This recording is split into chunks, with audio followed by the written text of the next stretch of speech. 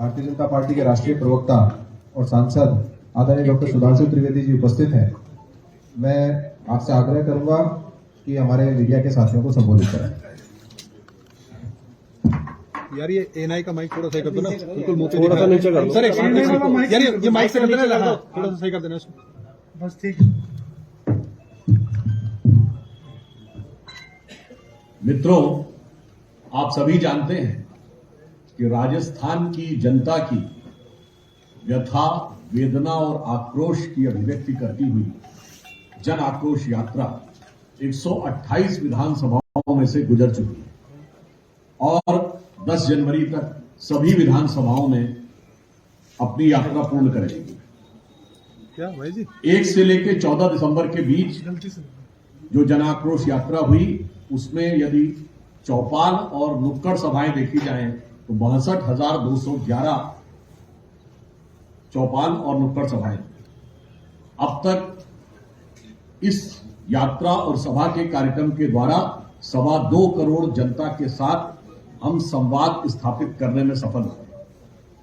92 लाख से अधिक लोगों को हम लोगों ने सरकार के विरुद्ध जो चार्जशीट यानी आरोप पत्र है वह दिया है। तो ऐसा ही नहीं, हमने जनता की समस्या को समझने का भी प्रयास किया है और 14.5 लाख जन शिकायतें भी हमें प्राप्त हुई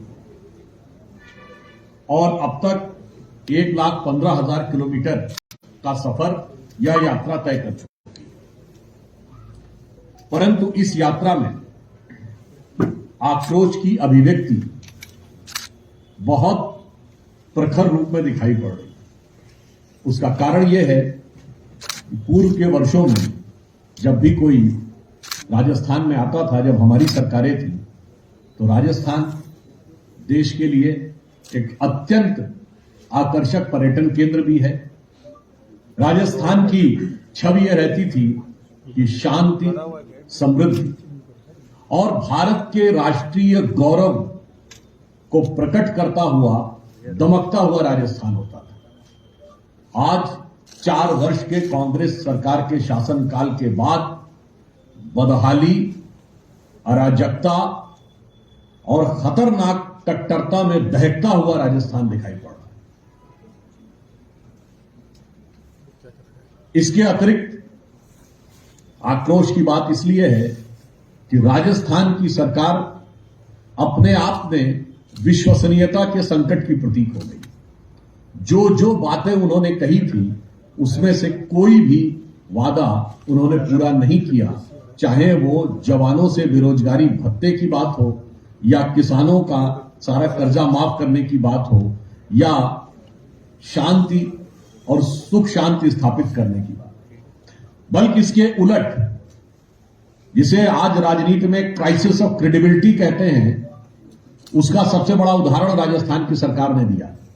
2019 के लोकसभा चुनाव में आपको याद हो, कांग्रेस ने अपने घोषणा पत्र में कहा था कि वो सीडेशन लॉ यानी देशद्रोह का जो कानून है उसे समाप्त कर देंगे क्योंकि इसका दुरुपयोग होता है। और आपको पता है कि 2019 के बाद पहली सरकार जिसने सीडेशन लॉ का यूज किया वो राजस्थान की सरकार थी। अपराधियों और आतंकवादियों के विरुद्ध नहीं किया, विधायकों के विरुद्ध किया और अपनी ही सरकार के विधायकों और मंत्रियों के विरुद्ध किया जिन पे उन्हें संदेह था। तो यह अपने आप में क्राइसिस ऑफ क्रेडिबिलिटी या विश्वसनीयता के संकट का सबसे बड़ा उदाहरण। फिर चाहे वो बेरोजगारी भत्ते की बात थी तो उसके बदले में बेरोजगारों को पेपर लीक की श्रृंखला मिली। 1, 2, 3 नहीं, एक के बाद एक होते हुए पेपर लीक, और उसमें जिस प्रकार के लोगों की संलग्नता दिखाई पड़ रही है, फिर वो चाहे सरकार के माध्यमिक शिक्षा बोर्ड में बैठे हुए बड़े लोग हों, सरकार में स्थापित लोग हों या राजीव गांधी स्टडी सर्किल से जुड़े हुए लोग हों, ये अपने आप में एक बार फिर विश्वसनीयता के संकट को और गहरा रही है कि यदि सरकार से प्रत्यक्ष या परोक्ष ढंग से जुड़े हुए लोग इस प्रकार की चीजों में संलग्न, संबद्ध और आरोपित होते हुए नजर आ रहे हैं। और मुख्यमंत्री जी कहते हैं कि भाई तत्काल कार्रवाई कर रहे हैं, परंतु जिस प्रकार के आरोप और जिस प्रकार के संकेत दिखाई पड़ते हैं वो तो ये बताते हैं कि आप चाहें तो होने से पहले ही कार्रवाई हो जाए, क्योंकि तमाम लोग तो कहीं ना कहीं कांग्रेस पार्टी या सरकार से परोक्ष रूप से, यदि प्रत्यक्ष नहीं तो परोक्ष रूप से जुड़े हुए दिखाई पड़ते हैं। और उससे भी अधिक दुख की बात यह है कि राजस्थान में कभी कानून व्यवस्था को लेकर इतनी बड़ी चुनौती नहीं थी जितनी इस सरकार के समय में हुई। आज स्थिति यह है कि किसी के भी साथ, चाहे महिलाओं के साथ अपराध के मामले हो जो तेजी से बढ़ रहे हैं, इन 4 वर्षों में 7,000 से अधिक हत्या के मामले आए हैं, 27,000 से अधिक महिलाओं के साथ दुष्कर्म के मामले आए हैं, 4 वर्षों में 1,70,000 मुकदमे महिलाओं के विरुद्ध अत्याचार के दर्ज हो चुके हैं। और इतना ही नहीं, एम्बुलेंस में महिलाओं के साथ दुर्व्यवहार और पुलिस के कार्यालय में ऐसी स्थिति कभी राजस्थान में कल्पना नहीं की जा सकती थी, जिस स्थिति में आज इस सरकार ने पहुंचा दिया है। फिर कट्टरपंथी शक्तियों को जिस प्रकार का प्रश्रय दिया गया है, जो हौसले बढ़ाए गए, चाहे पीएफआई जैसा संगठन जो बाद में प्रतिबंधित हो गया उसको रैली निकालने की परमिशन हो, या अत्यंत कट्टरपंथी शक्तियों के द्वारा किसी का सर काट देना, और उसके बाद ये वो सरकार है, उस पार्टी की सरकार है जो कहती है कि हम गांधी जी की विरासत के 1 and only exclusive whole sole copyright holder है। यानी गांधी की अहिंसा के एकमेव स्वघोषित स्वयंभू उत्तराधिकारी इतनी घनघोर हिंसा के बाद मुंह में दही जमा कर बैठते हैं, और फिर जनता के मन में आक्रोश उठना बहुत स्वाभाविक और सहज हो जाता है। और इसलिए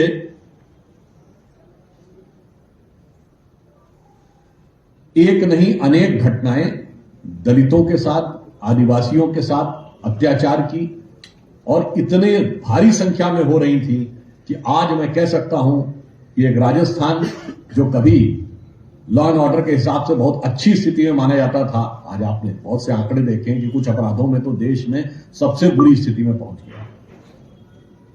इसलिए जनता के मन में सिर्फ नाराजगी नहीं, आक्रोश है। और इतना ही नहीं, आक्रोश तब बढ़ जाता है जब यहां के कोई मंत्री यह शब्द बोलते हैं कि यहां ये घटनाएं इसलिए हो रही हैं क्योंकि यह मर्दों का प्रदेश है, और सर कटने पे वो मर्दानगी धरी की धरी रह जाती है। और इतना ही नहीं, यहां के मुख्यमंत्री जी याद करिए, अभी करीब शायद 1 या 1.5 महीने पहले की बात है, बोले थे 56% केस जो महिलाओं द्वारा दर्ज किए जाते हैं वो गलत होते हैं। कितने बड़े वो सांख्यिकी और आर्थिक और इस मामलों के गणित के विशेषज्ञ हो गए, इतनी सटीकता के साथ प्रतिशत बता रहे हैं। यह बोलना सरकार की संवेदनहीनता का बहुत ज्वलंत उदाहरण। तीसरी बात हम यह कहना चाहेंगे कि पेपर लीक के मामले में राजस्थान कांग्रेस ने भी एक बहुत बड़ा रिकॉर्ड बनाया। एक पेपर लीक हो गया था कांग्रेस के राष्ट्रीय अध्यक्ष का, और वो पेपर लीक हो गया कि अशोक गहलोत जी राष्ट्रीय अध्यक्ष बनने वाले हैं। उसके बाद इस पार्टी ने जो उदाहरण प्रस्तुत किया वो आपको भारत की राजनीति में नहीं मिलेगा। यानी जो संभावित राष्ट्रीय अध्यक्ष था वो बागी हो गया। अद्भुत उदाहरण, किसी पार्टी में नहीं मिलेगा। और इतना ही नहीं, पार्टी के प्रदेश अध्यक्ष भी उसी श्रेणी में आ गए, विधानसभा अध्यक्ष जी भी उसी श्रेणी में आ गए। जो लोग ऑब्जर्वर बन के आए उनसे कोई मिलने नहीं गया। ऐसी बेबसी केंद्रीय नेतृत्व की देखने को नहीं मिलेगी। और कोई किसी के बारे में अपशब्द बोलने लगा तो कोई किसी के बारे में कहने लगा कि ये एजेंडा से आए हैं, तो दूसरे ने कहा किसी के, मैं नाम नहीं ले रहा हूं, बड़े नेताओं के, उन्होंने कहा इनके दिमाग का अलाइनमेंट बिगड़ गया है। ये क्या था? यह आंतरिक लोकतंत्र का उदाहरण था। अद्भुत आंतरिक लोकतंत्र है। ऐसा कंफ्यूजन आपने कभी नहीं देखा होगा। राहुल गांधी जी ने इंटरव्यू दिया कंफ्यूजन को लेके, और वो अधिक महत्वपूर्ण इसलिए हो जाता है कि जयपुर की धरती से ही कंफ्यूजन की पहली शुरुआत हुई थी। आपको याद है ना, अप्रैल 2021 में जयपुर में महंगाई पर रैली और भाषण हिंदुत्व पे। पहले तो वो हिंदू बनाम हिंदुत्व में ही कंफ्यूज रहते थे, और महंगाई बनाम हिंदुत्व में भी कंफ्यूज हो गए, अर्थव्यवस्था में भी कंफ्यूज हो जाते हैं। भारत मोबाइल का सबसे बड़ा एक्सपोर्टर बनता है, वो कहते मैन्युफैक्चरिंग नहीं हो रही है। हम विमान वाहक युद्धपोत बना लेते हैं, वो कहते कुछ बन नहीं रहा है। और होंगे क्यों नहीं? इंटरव्यू लेने वाला व्यक्ति जो एक बड़े प्रख्यात अभिनेता हैं, जिन्होंने बहुत अच्छा अभिनय किया है, गेटअप बदलने के उनके कई अभिनय अविस्मरणीय हैं, और एक गेटअप बदले हुए नेता के साथ इंटरव्यू, और किस व्यक्ति के द्वारा, जिसको यह नहीं पता था कि चोल राजा हिंदू थे। कंफ्यूजन की कितनी पराकाष्ठा है। और कंफ्यूजन ऐसा कि राजस्थान में भी उस कंफ्यूजन को लेकर खूब घमासान हुआ। यही नहीं पता लग रहा है कि राजस्थान के जहाज को 2 पायलट चला रहे हैं, एक डायरेक्शन में लेना चाह रहा है, दूसरा दूसरे डायरेक्शन में ले जाना चाह रहा है। इसको चला कौन रहा है? और दोनों एक दूसरे के ऊपर कितने सुंदर सुंदर शब्दों की पुष्प वर्षा कर रहे हैं, वह भी आपको दिखाई पड़ रहा है।